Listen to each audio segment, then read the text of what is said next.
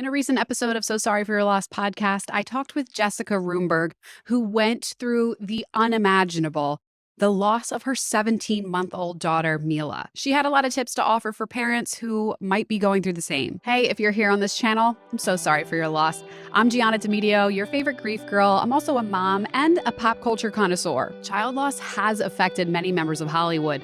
John Travolta, Regina King, Marie Osmond, Sylvester Stallone, the President of the United States. Today, I'm highlighting an interview from my podcast, but subscribe to this channel to make sure that you find any of the other videos that I have here talking about grief and everything that goes along with it. There's a lot. The guest on my 49th episode was Jessica Roomberg, an Emmy-winning executive producer with Fox News. In the interview, she detailed how her daughter started to develop some health issues and how, unfortunately, that snowballed to an emergency surgery in Michigan. All grief is a struggle, but child loss hits a little different. Here's what Jessica had to say on that. It's not the order of life, right? You know at some point that you're going to lose a parent, that you're going to lose someone who's older, a grandparent. When you have a child, you expect to take care of that child until you pass away, until you die. And you never, ever, ever think that you are going to have to bury a child. And when it happens to you, when it happened to me, I can't speak for anybody else, but I went into the darkest place that you can go to.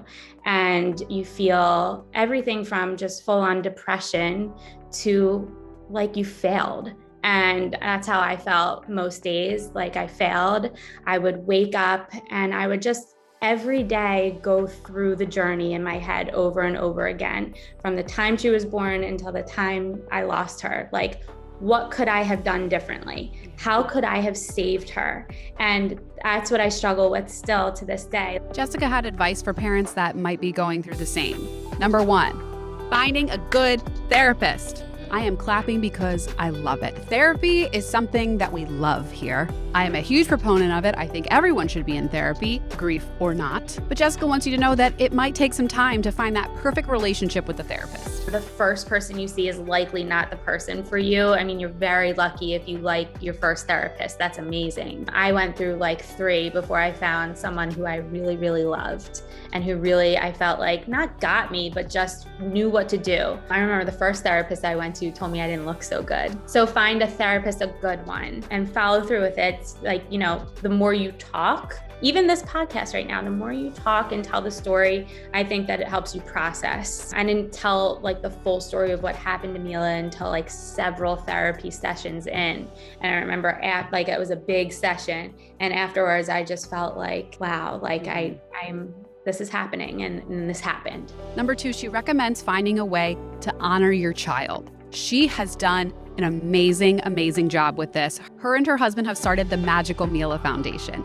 This foundation works with Children's Hospital of Philadelphia, the #1 pediatric hospital in the country, to change the culture in the ways that children under 3 are screened for blood pressure. Our foundation has raised more than $300,000 to date. We started it after Mila passed away. We did a successful clinical trial at CHOP where they take blood pressure a little bit differently with a different device, and it's not painful for the kids, and they're getting accurate readings. We set up an alert system.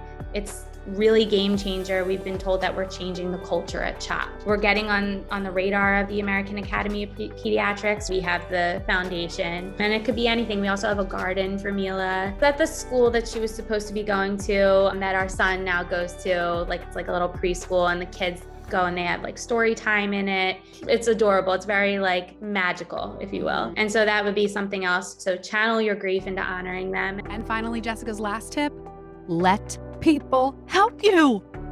It seems so simple, but it's not. It is very difficult to allow someone in. It can be tough, but take that moment, sit back.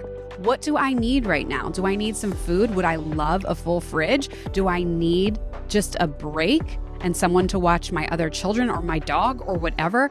Really think about it and do not be afraid to let people help. If they're offering, they genuinely mean it. So let them help you and don't feel like you just need to be alone, because child loss and grief is the loneliest journey you'll ever go on, and no 2 people have the same journey. You will already feel alone, get the company that you need. Let people help you. People do love you. Let them love you. Jessica shared so many more bits of wisdom about child loss in the episode of So Sorry for Your Loss. I'm linking to it below, so make sure you go check it out. Also, click on the link below to make sure you subscribe to the newsletter so you never miss a video from my channel. Thanks again for visiting, and I'll see you soon.